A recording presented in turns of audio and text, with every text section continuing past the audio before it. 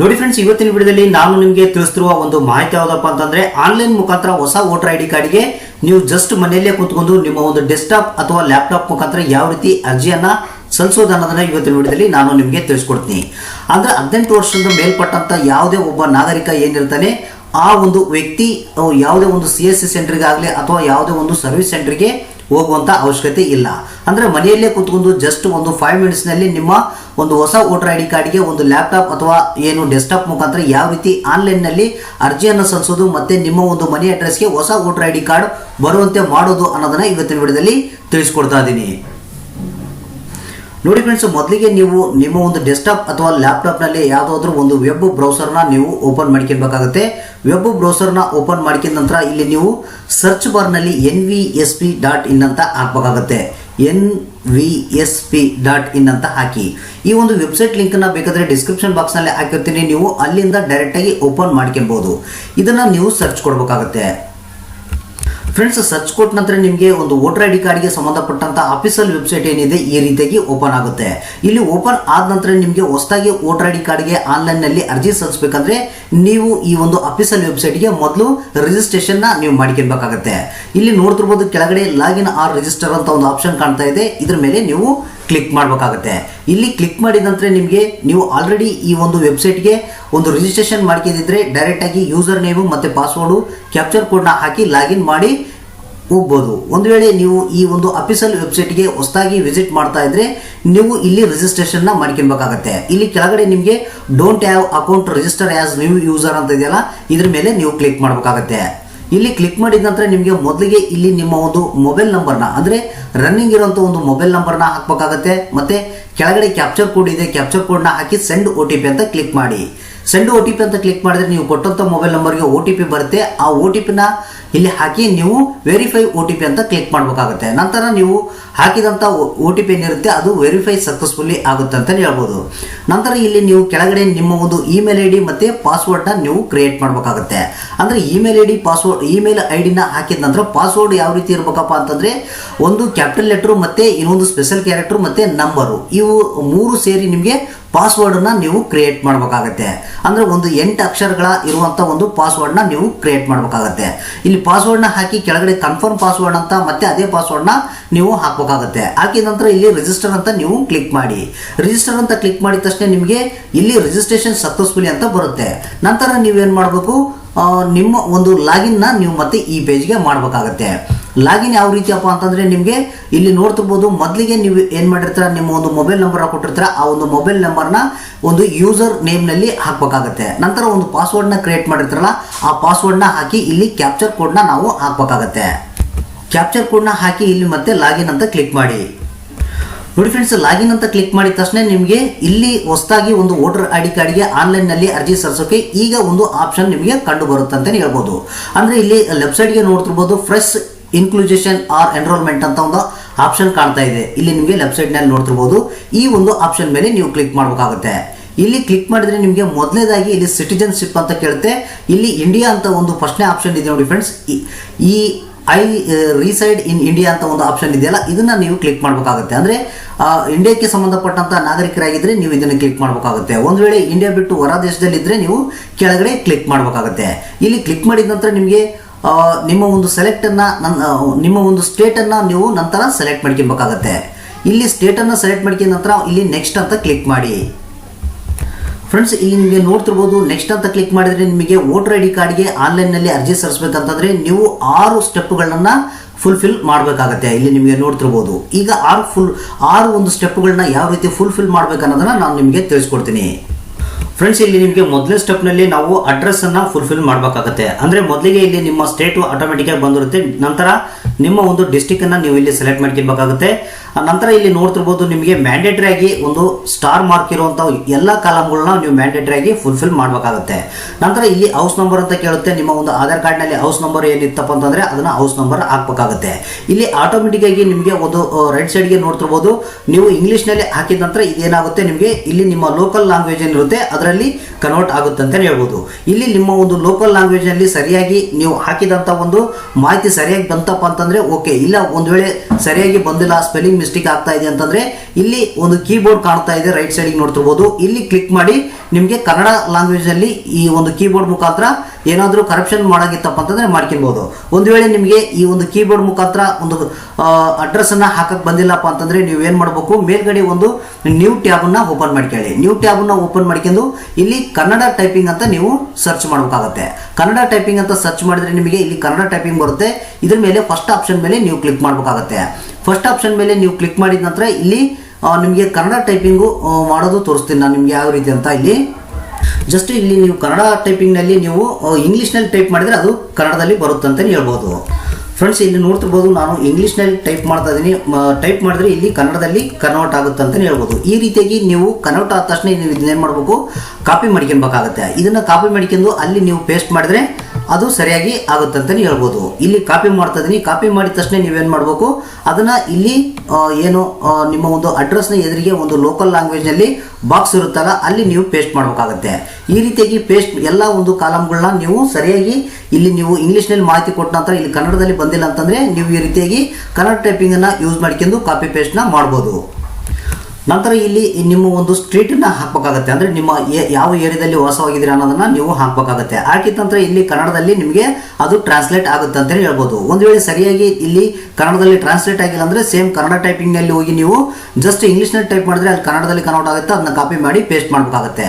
ನಂತರ ನಿಮ್ಮ ಒಂದು ವಿಲೇಜ್ ಯಾವುದು ಅಂತ ಅಲ್ಲಿ ಹಾಕಬೇಕಾಗುತ್ತೆ. ನಂತರ ಪೋಸ್ಟ್ ಆಫೀಸ್ ಹಾಕಿ ಮತ್ತು ನಿಮ್ಮ ಒಂದು ಊರಿನ ಒಂದು ಪಿನ್ ಕೋಡ್ ಸಂಖ್ಯೆಯನ್ನು ನೀವು ಹಾಕಬೇಕಾಗುತ್ತೆ. ಹಾಕಿದ ನಂತರ ಇಲ್ಲಿ ಕೆಳಗಡೆ ನೋಡ್ತಿರ್ಬೋದು, ನಿಮಗೆ ನೀವು ಕೊಟ್ಟಂಥ ಒಂದು ಅಡ್ರೆಸ್ನಲ್ಲಿ ಎಷ್ಟು ವರ್ಷದಿಂದ ನೀವು ವಾಸವಾಗಿದ್ದೀರಾ ಅನ್ನೋದನ್ನ ಇಲ್ಲಿ ಡೇಟನ್ನು ಸೆಲೆಕ್ಟ್ ಮಾಡ್ಕೊಬೇಕಾಗತ್ತೆ. ಅಂದರೆ ಇಲ್ಲಿ ನೋಡ್ತಿರ್ಬೋದು ಒಂದು ಕಾಲಮ್ ಇದೆ. ಇಲ್ಲಿ ಕಾಲಮ್ನಲ್ಲಿ ಕ್ಲಿಕ್ ಮಾಡಿದ್ರೆ ನಿಮಗೆ ಇಲ್ಲಿ ನೀವು ಎಷ್ಟು ವರ್ಷದಿಂದ ಅದೀರಾ ಆ ಒಂದು ಮನೆ ಅಡ್ರೆಸ್ನಲ್ಲಿ ಅನ್ನೋದನ್ನ ನೀವು ಸೆಲೆಕ್ಟ್ ಮಾಡಬೇಕಾಗತ್ತೆ. ನೀವು ಇಲ್ಲಿ ಈ ರೀತಿಯಾಗಿ ಒಂದು ನೀವು ಎಷ್ಟು ವರ್ಷದಿಂದ ಅದೀರಾ ಅನ್ನೋದನ್ನ ನೀವು ಇಲ್ಲಿ ಸೆಲೆಕ್ಟ್ ಮಾಡಬೇಕಾಗುತ್ತೆ. ಸೆಲೆಕ್ಟ್ ಮಾಡಿದ ನಂತರ ಮತ್ತೆ ಇಲ್ಲಿ ಕೆಳಗಡೆ ಬರಬೇಕಾಗುತ್ತೆ. ಅಪ್ಲೋಡ್ ಡಾಕ್ಯುಮೆಂಟ್ ಅಂತ ಕೇಳುತ್ತೆ. ಅಂದರೆ ನಿಮ್ಮ ಒಂದು ಮೇಲೆ ಕೊಟ್ಟಿರುವಂಥ ಒಂದು ಅಡ್ರೆಸ್ ಏನಿದೆ ಅದಕ್ಕೆ ಸಂಬಂಧಪಟ್ಟಂಥ ಒಂದು ಡಾಕ್ಯುಮೆಂಟ್ನ ನೀವು ಇಲ್ಲಿ ಅಪ್ಲೋಡ್ ಮಾಡಬೇಕಾಗುತ್ತೆ. ಆ ಒಂದು ಡಾಕ್ಯುಮೆಂಟ್ನ ನೀವು ಮೊದಲಿಗೆ ಸ್ಕ್ಯಾನ್ ಮಾಡ್ಕೊಂಡು ಇಟ್ಕೊಂಡಿರ್ಬೇಕಾಗುತ್ತೆ. ಅದು JPG ಮತ್ತು JPEG ಫೈಲ್ನಲ್ಲಿ ಒಂದು ಫಾರ್ಮೆಟ್ನಲ್ಲಿ ಇರಬೇಕಾಗುತ್ತೆ. ಮತ್ತು ಆ ಒಂದು ಫೈಲ್ ಸೈಜ್ ಬಂದು 2 MB ಒಳಗಡೆ ಇರಬೇಕಾಗುತ್ತೆ. ಇಲ್ಲಿ ನಿಮಗೆ ಚೂಸ್ ಫೈಲ್ ಅಂತ ಇದೆಯಲ್ಲ ಫ್ರೆಂಡ್ಸ್, ಇಲ್ಲಿ ನೀವು ಕ್ಲಿಕ್ ಮಾಡಿದ್ರೆ ಆ ಒಂದು ಡಾಕ್ಯುಮೆಂಟ್ನ ಎಲ್ಲಿ ಸೇವ್ ಮಾಡಿರ್ತೀರೋ ಅಲ್ಲಿಂದ ನೀವು ಅಪ್ಲೋಡ್ ಮಾಡಬೇಕಾಗತ್ತೆ. ಅಂದರೆ ಇಲ್ಲಿ ಅಡ್ರೆಸ್ ಪ್ರೂಫಿಗೆ ಯಾವ ಒಂದು ಡಾಕ್ಯುಮೆಂಟ್ನ ಕೊಡ್ತೀರಾ ಅನ್ನೋದನ್ನ ಇಲ್ಲಿ ಟೈಪ್ ಆಫ್ ಡಾಕ್ಯುಮೆಂಟ್ ಅಂತ ಇದೆಯಲ್ಲ ಇಲ್ಲಿ ಕ್ಲಿಕ್ ಮಾಡಿದ್ರೆ ನಿಮಗೆ ಇಲ್ಲಿ ಬರುತ್ತೆ. Driving licence, bank passbook, ration card, ಈ ಒಂದು ಲಿಸ್ಟ್ನಲ್ಲಿ ಇರುವಂಥ ಒಂದು ಡಾಕ್ಯುಮೆಂಟ್ನ ನೀವು ಇಲ್ಲಿ ಸೆಲೆಕ್ಟ್ ಮಾಡ್ಕೊಂಡು ಆ ಒಂದು ಡಾಕ್ಯುಮೆಂಟ್ನ ಅಪ್ಲೋಡ್ ಮಾಡಬೇಕಾಗತ್ತೆ. ನಾನು ಇಲ್ಲಿ ಬ್ಯಾಂಕ್ ಪಾಸ್ಬುಕ್ ಅಂತ ನಾನು ಸೆಲೆಕ್ಟ್ ಮಾಡಿದ್ದೀನಿ. ನಂತರ ಇಲ್ಲಿ ಚೂಸ್ ಫೈಲ್ ಅಂತದೆಯಲ್ಲ ಇಲ್ಲಿ ಕ್ಲಿಕ್ ಮಾಡಿ ನಿಮಗೆ ಆ ಒಂದು ಡಾಕ್ಯುಮೆಂಟ್ ಎಲ್ಲಿರುತ್ತೆ ಅಲ್ಲಿಂದ ನೀವು ಅಪ್ಲೋಡ್ ಮಾಡಬೇಕಾಗುತ್ತೆ. ನೋಡಿ ಫ್ರೆಂಡ್ಸ್, ಇಲ್ಲಿ ಡಾಕ್ಯುಮೆಂಟ್ನ ಅಪ್ಲೋಡ್ ಮಾಡಿದ ನಂತರ ನೀವು ಮತ್ತೆ ಇಲ್ಲಿ ಕೆಳಗಡೆ ಬಂದರೆ ನಿಮಗೆ ನಿಮ್ಮ ಒಂದು ಫ್ಯಾಮಿಲಿಯಲ್ಲಿ ಇರುವಂಥ ಯಾರ್ದಾದ್ರೂ ಒಂದು ವೋಟರ್ ID ಕಾರ್ಡ್ ನಂಬರ್ನ ಹಾಕಬೇಕಾಗುತ್ತೆ. ಯಾರ್ದಾದ್ರೂ ಬೇಕಾದರೆ ನಿಮ್ಮ ಒಂದು ಮನೆಯಲ್ಲಿ ಇರುವಂಥ ಒಂದು ವೋಟರ್ ID ಕಾರ್ಡ್ ನಂಬರ್ನ ನೀವು ಇಲ್ಲಿ ಹಾಕಿ ನೆಕ್ಸ್ಟ್ ಅಂತ ಕ್ಲಿಕ್ ಮಾಡಿ. ನೆಕ್ಸ್ಟ್ ಅಂತ ಕ್ಲಿಕ್ ಮಾಡಿದ್ರೆ ನಿಮಗೆ ಮೊದಲೇ ಸ್ಟೆಪ್ ಕಂಪ್ಲೀಟ್ ಆಗಿದೆ. ಇಲ್ಲಿ ನಂತರ ನಾವು ಎರಡನೇ ಸ್ಟೆಪ್ನಲ್ಲಿ ಡೇಟ್ ಆಫ್ ಬರ್ತ್ನ ಹಾಕಬೇಕಾಗುತ್ತೆ. ಅಂದರೆ ಡೇಟ್ ಆಫ್ ಬರ್ತ್ ಡೀಟೇಲ್ಸ್ನ ಕೊಡಬೇಕಾಗುತ್ತೆ. ನಂತರ ನಿಮ್ಮ ಒಂದು ಯಾರು ಅರ್ಜಿಯನ್ನು ಸಲ್ಲಿಸ್ತಿರ್ತಾರೋ ಅಂದರೆ ಹೊಸ ವೋಟರ್ ID ಕಾರ್ಡ್ಗೆ ಅವರ ಒಂದು ಡೇಟ್ ಆಫ್ ಬರ್ತ್ನ ಈ ಒಂದು ಕಾಲಮ್ನಿಂದ ನಾವು ಇಲ್ಲಿ ಸೆಲೆಕ್ಟ್ ಮಾಡ್ಕೊಬೇಕಾಗುತ್ತೆ. ಡೇಟ್ ಆಫ್ ಬರ್ತ್ನ ಸೆಲೆಕ್ಟ್ ಮಾಡ್ಕೊಂಡ ನಂತರ ಇಲ್ಲಿ ನೋಡ್ತಿರ್ಬೋದು ನಿಮ್ಮ ಒಂದು ಸ್ಟೇಟನ್ನು ನೀವು ನಂತರ ಇಲ್ಲಿ ಸೆಲೆಕ್ಟ್ ಮಾಡ್ಕೊಬೇಕಾಗುತ್ತೆ. ನಂತರ ಡಿಸ್ಟಿಕ್ಕನ್ನು ನೀವು ಇಲ್ಲಿ ಸೆಲೆಕ್ಟ್ ಮಾಡ್ಕೊಳ್ಳಿ.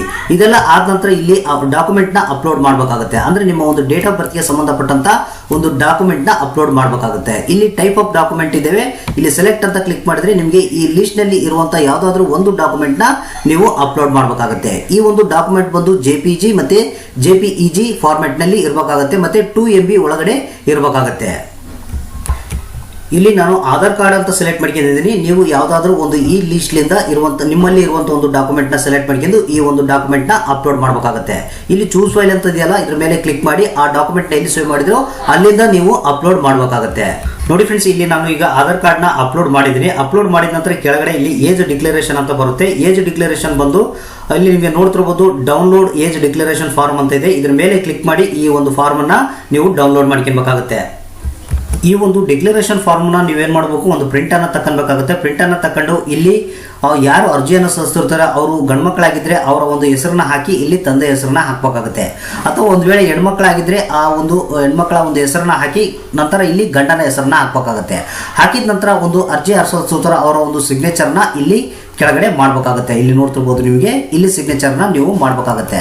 ಇದನ್ನು ಮಾಡಿದ ನಂತರ ಮತ್ತೆ ಇದನ್ನು ಏನು ಮಾಡಬೇಕು, ನೀವು ಸ್ಕ್ಯಾನ್ ಮಾಡ್ಕೊಂಡು ಮತ್ತೆ ಈ ಒಂದು ಏನು ಡಿಕ್ಲರೇಷನ್ ಇರುತ್ತಲ್ಲ ಇದನ್ನು ಅಪ್ಲೋಡ್ ಮಾಡಬೇಕಾಗುತ್ತೆ. ನಂತರ ಇಲ್ಲಿ ಡಿಕ್ಲರೇಷನ್ನ ಅಪ್ಲೋಡ್ ಮಾಡಿದ ನಂತರ ಇಲ್ಲಿ ಕೆಳಗಡೆ ನೀವು ಮತ್ತೆ ನೆಕ್ಸ್ಟ್ ಅಂತ ಇದೆಯಲ್ಲ ಇದ್ರ ಮೇಲೆ ಕ್ಲಿಕ್ ಮಾಡಿ. ನೋಡಿ ಫ್ರೆಂಡ್ಸ್, ಇಲ್ಲಿ 2ನೇ ಸ್ಟೆಪ್ಪನ್ನ ನಾವು ಕಂಪ್ಲೀಟ್ ಮಾಡಿದ್ವಿ. ಈಗ 3ನೇ ಸ್ಟೆಪ್ನಲ್ಲಿ ಬಂದಿದ್ವಿ. ಅಂದರೆ ನಿಮ್ಮ ಒಂದು ವಿಧಾನಸಭಾ ಕ್ಷೇತ್ರ ಯಾವ್ದು ಬರುತ್ತೆ ಅನ್ನೋದನ್ನ ಇಲ್ಲಿ ಸೆಲೆಕ್ಟ್ ಮಾಡ್ಕೊಬೇಕಾಗುತ್ತೆ. ಅಂದರೆ ಇಲ್ಲಿ ಸೆಲೆಕ್ಟ್ ಅಂತ ಇದೆಯಲ್ಲ ಇಲ್ಲಿ ಕ್ಲಿಕ್ ಮಾಡಿದ್ರೆ ಕೆಳಗಡೆ ನಿಮಗೆ ನೋಡ್ತಿರ್ಬೋದು ಹಲವಾರು ನಿಮ್ಮ ಇದೊಂದು ಇದರ ಲೀಸ್ಟ್ನಲ್ಲಿ ನಿಮ್ಮ ಒಂದು ವಿಧಾನಸಭಾ ಕ್ಷೇತ್ರ ಯಾವ್ದು ಬರುತ್ತೆ ಅನ್ನೋದನ್ನ ನೀವು ಇಲ್ಲಿಂದ ಸೆಲೆಕ್ಟ್ ಮಾಡ್ಕೊಳ್ಳಿ. ಸೆಲೆಕ್ಟ್ ಮಾಡ್ಕೊಂಡು ನಂತರ ನೆಕ್ಸ್ಟ್ ಅಂತ ಕ್ಲಿಕ್ ಮಾಡಿ. ಈಗ 3ನೇ ಸ್ಟೆಪ್ ಕಂಪ್ಲೀಟ್ ಆಗಿದೆ ಫ್ರೆಂಡ್ಸ್. ನಂತರ 4ನೇ ಸ್ಟೆಪ್ ಪರ್ಸನಲ್ ಡೀಟೇಲ್ಸ್ನ ನಾವು ಇಲ್ಲಿ ಫುಲ್ಫಿಲ್ ಮಾಡಬೇಕಾಗುತ್ತೆ. ಫ್ರೆಂಡ್ಸ್, ಇಲ್ಲಿ ಪರ್ಸನಲ್ ಡೀಟೇಲ್ಸಲ್ಲಿ ನಿಮ್ಮ ಒಂದು ಹೆಸರನ್ನ ಹಾಕಬೇಕು. ಅಂದರೆ ಯಾರು ವೋಟರ್ ID ಕಾರ್ಡ್ಗೆ ಅರ್ಜಿಯನ್ನು ಸಲ್ಲಿಸಿರ್ತಾರೋ ಅವರ ಒಂದು ಹೆಸರನ್ನ ಹಾಕಬೇಕಾಗುತ್ತೆ. ನಂತರ ಇಲ್ಲಿ ರೈಟ್ ಸೈಡ್ಗೆ ನಿಮ್ಮ ಒಂದು ರೀಜನಲ್ ಲ್ಯಾಂಗ್ವೇಜ್ನಲ್ಲಿ ಅದು ಕನ್ವರ್ಟ್ ಆಗುತ್ತೆ ಅಂತ ಹೇಳ್ಬೋದು. ಒಂದು ವೇಳೆ ಇಲ್ಲಿ ಸರಿಯಾಗಿ ಕನ್ವರ್ಟ್ ಆಗಿಲ್ಲಪ್ಪ ಅಂತಂದರೆ ಜಸ್ಟ್ ನೀವು ಕನ್ನಡ ಟೈಪಿಂಗ್ಲಿಂದ ನೀವು ಅದನ್ನು ಕಾಪಿ ಪೇಸ್ಟನ್ನು ಮಾಡ್ಬೋದು. ನಾನು ನಿಮಗೆ ಮೊದಲಿಗೆ ತಿಳಿಸ್ಕೊಟ್ಟಿದ್ದೀನಿ ಆ ಥರ. ಇಲ್ಲಿ ನಂತರ ಸರ್ನೇಮ್ ಇರುತ್ತೆ. ಅಂದರೆ ನಿಮಗೆ ಒಂದು ಆಧಾರ್ ಕಾರ್ಡ್ನಲ್ಲಿ ಸರ್ನೇಮ್ ಏನಾದರೂ ಇತ್ತಪ್ಪ ಅಂತಂದರೆ ಆ ಸರ್ನೇಮನ್ನು ಹಾಕ್ಬೋದು ಅಥವಾ ಖಾಲಿ ಬಿಡ್ಬೋದು. ನಂತರ ಇಲ್ಲಿ ಮೇಲ್ ಫಿಮೇಲ್ ಅನ್ನೋದನ್ನು ನೀವು ಇಲ್ಲಿ ಸೆಲೆಕ್ಟ್ ಮಾಡಬೇಕಾಗುತ್ತೆ. ನಂತರ ಇಲ್ಲಿ ಕೆಳಗಡೆ ಬಂದರೆ ನಿಮ್ಮ ಒಂದು ತಂದೆ ಅಥವಾ ತಾಯಿ ಅಥವಾ ಗಂಡನ ಒಂದು ಡೀಟೇಲ್ಸ್ನ ಹಾಕಬೇಕಾಗುತ್ತೆ. ಒಂದು ವೇಳೆ ಅರ್ಜಿದಾರ ಏನಾದರೂ ಹೆಣ್ಮಕ್ಳಾಗಿದ್ದರೆ ಅಂದರೆ ಹೊಸದಾಗಿ ಒಂದು ವೋಟರ್ ID ಕಾರ್ಡ್ಗೆ ಹೆಣ್ಮಕ್ಳ ಅರ್ಜಿಯನ್ನು ಸಲ್ಲಿಸ್ತಾ ಇದ್ದರೆ ಅವರ ಒಂದು ಗಂಡನ ಹೆಸರನ್ನ ಹಾಕಬೇಕಾಗುತ್ತೆ. ಅಂದರೆ ಇಲ್ಲಿ ಮೇಲ್ಗಡೆ ಒಂದು ಏನು ವೈಫು, ಫಾದರು, ಮದರು ಅಂತ ಇದೆ ನೋಡಿ ಫ್ರೆಂಡ್ಸ್, ಇದನ್ನು ನಾವು ಇಲ್ಲಿ ಸೆಲೆಕ್ಟ್ ಮಾಡ್ಕೊಬೇಕಾಗತ್ತೆ. ಅಂದರೆ ಇಲ್ಲಿ ಹಸ್ಬೆಂಡ್ ಅಂತ ಇಲ್ಲ, ಅದರ್ ಅಂತ ಇದೆಯಲ್ಲ ಫ್ರೆಂಡ್ಸ್, ಅದರಲ್ಲಿ ನಾವು ಸೆಲೆಕ್ಟ್ ಮಾಡ್ಕೊಬೇಕಾಗುತ್ತೆ. ಒಂದು ವೇಳೆ ಅರ್ಜಿದಾರ ಏನಾದರೂ ಗಂಡ್ಮಕ್ಳಾಗಿದ್ದರೆ ಅವರ ಒಂದು ತಂದೆ ಹೆಸರನ್ನ ಅಂದರೆ ಫಾದರ್ ಅಂತ ಸೆಲೆಕ್ಟ್ ಮಾಡ್ಕೊಬೇಕಾಗುತ್ತೆ. ನಂತರ ಒಂದು ತಂದೆ ಹೆಸರು ಅಥವಾ ಗಂಡನ ಹೆಸರನ್ನ ಇಲ್ಲಿ ಹಾಕಬೇಕಾಗುತ್ತೆ. ಹಾಕಿದ ನಂತರ ನಾವು ಇಲ್ಲಿ ಕೆಳಗಡೆ ಅವರ ಒಂದು ಸರ್ನೇಮ್ ಏನಾದರೂ ಇತ್ತಪ್ಪ ಅಂತಂದರೆ ಹಾಕ್ಬೋದು ಅಥವಾ ಖಾಲಿ ಬಿಡ್ಬೋದು. ನಂತರ ಇಲ್ಲಿ ಕೆಳಗಡೆ ಬಂದರೆ ಅಪ್ಲೋಡ್ ಡಾಕ್ಯುಮೆಂಟ್ ಅಂತ, ಅಂದರೆ ಇಲ್ಲಿ ನಿಮ್ಮ ಒಂದು ಫೋಟೋವನ್ನು ನೀವು ಅಪ್ಲೋಡ್ ಮಾಡಬೇಕಾಗುತ್ತೆ. ಆ ಒಂದು ಫೋಟೋ JPG ಫಾರ್ಮೆಟ್ ಮತ್ತು JPEG ಫಾರ್ಮೆಟ್ನಲ್ಲಿ ಇರಬೇಕಾಗುತ್ತೆ. ಮತ್ತು ಅದು 2 MB ಒಳಗಡೆ ಇರಬೇಕಾಗುತ್ತೆ. ಅಂದರೆ ಇಲ್ಲಿ ಚೂಸ್ ಫೈಲ್ ಅಂತ ಇದೆಯಲ್ಲ ಇಲ್ಲಿ ಕ್ಲಿಕ್ ಮಾಡಿದ್ರೆ ನಿಮ್ಮ ಒಂದು ಫೋಟೋ ಎಲ್ಲಿ ಸೇವ್ ಮಾಡ್ಕೊಂಡಿರ್ತಾರೋ ಅಲ್ಲಿಂದ ನೀವು ಅಪ್ಲೋಡ್ ಮಾಡಬೇಕಾಗುತ್ತೆ. ಫೋಟೋವನ್ನು ಅಪ್ಲೋಡ್ ಮಾಡಿದ ನಂತರ ಇಲ್ಲಿ ಕೆಳಗಡೆ ನೆಕ್ಸ್ಟ್ ಅಂತ ಇದೆಯಲ್ಲ ಇಲ್ಲಿ ಕ್ಲಿಕ್ ಮಾಡಬೇಕಾಗುತ್ತೆ. ನಂತರ ಇಲ್ಲಿ ನಮಗೆ 4ನೇ ಸ್ಟೆಪ್ ಏನಿದೆ ಅದು ಕಂಪ್ಲೀಟ್ ಆಗಿದೆ. ನಂತರ 5ನೇ ಸ್ಟೆಪ್ನಲ್ಲಿ ಅಡಿಷನಲ್ ಇನ್ಫಾರ್ಮೇಷನ್ ಅಂತ, ಅಡಿಷನಲ್ ಇನ್ಫಾರ್ಮೇಷನ್ನಲ್ಲಿ ಬಂದು ನಿಮಗೆ ಯಾವುದಾದ್ರೂ ಒಂದು ಅರ್ಜಿಯನ್ನು ಸಲ್ಲಿಸುವಂಥ ಒಂದು ವ್ಯಕ್ತಿಗೆ ಯಾವುದಾದ್ರೂ ಡಿಸಬಿಲಿಟಿ ಇದೆಯಾ, ಅಂಗವೈಫಲ್ಯತೆ ಇದೆಯಾ ಅಂತ ಕೇಳುತ್ತೆ. ಅಂದರೆ ಕಿವಿ ಕೇಳ್ದೇ ಇರ್ಬೋದು ಅಥವಾ ಮಾತು ಬರ್ದೇ ಇರ್ಬೋದು. ಈ ರೀತಿಯಾಗಿ ಒಂದು ಅಂಗವೈಫಲ್ಯತೆ ಇತ್ತಪ್ಪ ಅಂತಂದರೆ ಅದನ್ನು ಇಲ್ಲಿ ಸೆಲೆಕ್ಟ್ ಮಾಡ್ಕೊಬೇಕಾಗತ್ತೆ ಅಥವಾ ಖಾಲಿ ಬಿಟ್ಟರೆ ಕೂಡ ನಡೆಯುತ್ತೆ. ನಂತರ ಇಲ್ಲಿ ನಿಮಗೆ ಒಂದು ಇಮೇಲ್ ID ಮತ್ತು ಮೊಬೈಲ್ ನಂಬರ್ನ ಕೇಳುತ್ತೆ. ನಿಮ್ಮ ಒಂದು ಇಮೇಲ್ ID ಇತ್ತಪ್ಪ ಅಂತಂದರೆ ಇಮೇಲ್ ID ಮೊಬೈಲ್ ನಂಬರ್ನ ಹಾಕ್ಬೋದು. 2 ಆಪ್ಷನ್ ಇದು ಆಪ್ಷನಲ್ ಇದೆ, ನಿಮಗೆ ಹಾಕ್ಬೋದು ಅಥವಾ ಖಾಲಿ ಬಿಡ್ಬೋದು. ನಂತರ ನೀವೇನು ಮಾಡಬೇಕು, ಮತ್ತೆ ಇಲ್ಲಿ ನೆಕ್ಸ್ಟ್ ಬಟನ್ ಮೇಲೆ ನೀವು ಕ್ಲಿಕ್ ಮಾಡಬೇಕಾಗುತ್ತೆ. ನಂತರ ಇಲ್ಲಿ 5ನೇ ಸ್ಟೆಪ್ ನಿಮಗೆ ಕಂಪ್ಲೀಟ್ ಆಗುತ್ತೆ. ನಂತರ ಲಾಸ್ಟ್ ಸ್ಟೆಪ್ ಡಿಕ್ಲರೇಷನ್ ಅಂತ, ಒಂದು ಡಿಕ್ಲರೇಷನ್ ಸ್ಟೆಪ್ನ ನಾವು ಇಲ್ಲಿ ಕೆಳಗಡೆ ಬಂದರೆ ನಿಮಗೆ ಜಸ್ಟ್ ನಿಮ್ಮ ಒಂದು ಪ್ಲೇಸ್ನ ಹಾಕಬೇಕಾಗುತ್ತೆ. ಹಾಕಿದ ನಂತರ ಇಲ್ಲಿ ಡೇಟ್ ನೋಡ್ತಿರ್ಬೋದು. ನಿಮಗೆ ನೀವು ಹೊಸದಾಗಿ ಆನ್ಲೈನ್ನಲ್ಲಿ ವೋಟರ್ ID ಕಾರ್ಡ್ಗೆ ಅರ್ಜಿ ಸಲ್ಲಿಸಿರುವಂಥ ಒಂದು ಡೇಟ್ ಇರುತ್ತೆ. ಈ ಒಂದು ಡೇಟನ್ನ ಅದೇ ರೀತಿಯಾಗಿ ಇರಕ್ಕೆ ಬಿಡಿ. ನಂತರ ನೀವೇನು ಮಾಡಬೇಕು, ಇಲ್ಲಿ ನೆಕ್ಸ್ಟ್ ಅಂತ ಕ್ಲಿಕ್ ಮಾಡಬೇಕಾಗುತ್ತೆ. ನೆಕ್ಸ್ಟ್ ಅಂತ ಕ್ಲಿಕ್ ಮಾಡಿದ್ರೆ ನಿಮಗೆ ಇಲ್ಲಿ ಒಂದು ರೆಫರೆನ್ಸ್ ID ನಂಬರ್ ನಿಮಗೆ ಜನರೇಟ್ ಆಗುತ್ತೆ ಅಂತ ಹೇಳ್ಬೋದು. ಅದು ಒಂದನ್ನ ನೀವು ಪ್ರಿಂಟ್ಔಟ್ನ ತಗೊಬೇಕಾಗುತ್ತೆ ಅಥವಾ ಒಂದು ಆ ರೆಫರೆನ್ಸ್ ID ನಂಬರ್ನ ನೀವು ಬರೆದಿಟ್ಕೊಳ್ಳಿ. ಜಸ್ಟ್ ನಾನು ನಿಮಗೆ ಗೊತ್ತಾಗಲ್ಲ ಅನ್ನೋ ಸಲುವಾಗಿ ಇಲ್ಲಿ ನಾನು ನಿಮಗೆ ತಿಳಿಸ್ತಾ ಇದ್ದೀನಿ. ನಾನು ಇಲ್ಲಿ ಡಿಕ್ಲರೇಷನ್ನ ನೆಕ್ಸ್ಟ್ ಅನ್ನೋ ಆಪ್ಷನ್ ಮೇಲೆ ನಾನು ಕ್ಲಿಕ್ ಮಾಡ್ತಾ ಇಲ್ಲ. ನೀವು ನೆಕ್ಸ್ಟ್ ಅನ್ನೋ ಆಪ್ಷನ್ ಮೇಲೆ ಕ್ಲಿಕ್ ಮಾಡಿದ್ರೆ ಒಂದು ರೆಫರೆನ್ಸ್ ID ಬರುತ್ತೆ, ಅದನ್ನು ಸೇವ್ ಮಾಡ್ಕೊಂಡು ಇಟ್ಕೊಳ್ಬೋದು ಅಥವಾ ಅದೊಂದು ಪ್ರಿಂಟ್ಔಟ್ನ ನೀವು ತಗೊಂಡು ಇಟ್ಕೊಳ್ಬೋದು. ಈ ರೀತಿಯಾಗಿ ಆನ್ಲೈನ್ ಮುಖಾಂತರ ಒಂದು ಹೊಸ ವೋಟರ್ ID ಕಾರ್ಡ್ಗೆ ನೀವು ಆನ್ಲೈನ್ನಲ್ಲಿ ಅಪ್ಲೈ ಮಾಡ್ಬೋದು. ಅಂದರೆ ಯಾರಿಗೆ ಒಂದು ಹೊಸ ವೋಟರ್ ID ಕಾರ್ಡ್ ಇರೋದಿಲ್ಲ ಅವರು ಒಂದು ವೋಟರ್ ID ಕಾರ್ಡ್ಗೆ ಅಪ್ಲೈ ಮಾಡ್ಬೋದು. ನಂತರ ನೀವು ಆನ್ಲೈನ್ನಲ್ಲಿ ಅಪ್ಲಿಕೇಶನ್ ಹಾಕಿದ ನಂತರ ನಿಮಗೆ ಸ್ವಲ್ಪ ದಿನಗಳ ನಂತರ ನಿಮ್ಮ ಒಂದು ಮನೆ ಅಡ್ರೆಸ್ಗೆ ಒಂದು ಹೊಸ ವೋಟರ್ ID ಕಾರ್ಡ್ ಬರುತ್ತೆ ಅಂತ ಹೇಳ್ಬೋದು. ಒಂದು ವೇಳೆ ಬಂದಿಲ್ಲಪ್ಪ ಅಂತಂದರೆ ಅದನ್ನು ಒಂದು ಸ್ಟೇಟಸ್ನ ಯಾವ ರೀತಿ ಚೆಕ್ ಮಾಡೋದು ಅನ್ನೋದನ್ನ ತಿಳಿಸ್ಕೊಡ್ತೀನಿ. ಅಂದರೆ ಇಲ್ಲಿ ಈ ಒಂದು ಏನು ಅಫಿಷಿಯಲ್ ವೆಬ್ಸೈಟ್ ಇಂದ ಇದು ಓಪನ್ ಮಾಡಿದ ನಂತರ ಇಲ್ಲಿ ಟ್ರ್ಯಾಕ್ ಅಪ್ಲಿಕೇಶನ್ ಸ್ಟೇಟಸ್ ಅಂತ ಒಂದು ರೈಟ್ ಸೈಡ್ಗೆ ತೋರಿಸ್ತಾ ಇದೆ, ಇದ್ರ ಮೇಲೆ ಕ್ಲಿಕ್ ಮಾಡಬೇಕಾಗುತ್ತೆ. ನಂತರ ಇಲ್ಲಿ ನಿಮಗೆ ಒಂದು ರೆಫರೆನ್ಸ್ ID ನಂಬರ್ ಏನು ಬಂದಿರುತ್ತಲ್ಲ ಆ ಒಂದು ರೆಫರೆನ್ಸ್ ID ನಂಬರ್ನ ಹಾಕಿ ಇಲ್ಲಿ ಟ್ರ್ಯಾಕ್ ಸ್ಟೇಟಸ್ ಅಂತ ನೀವು ಚೆಕ್ ಮಾಡಿದ್ರೆ ನಿಮ್ಮ ಒಂದು ವೋಟರ್ ID ಕಾರ್ಡು ಸ್ಟೇಟಸನ್ನು ನೀವು ಆರಾಮಾಗಿ ಇಲ್ಲಿ ತಿಳ್ಕೊಳ್ಬೋದು.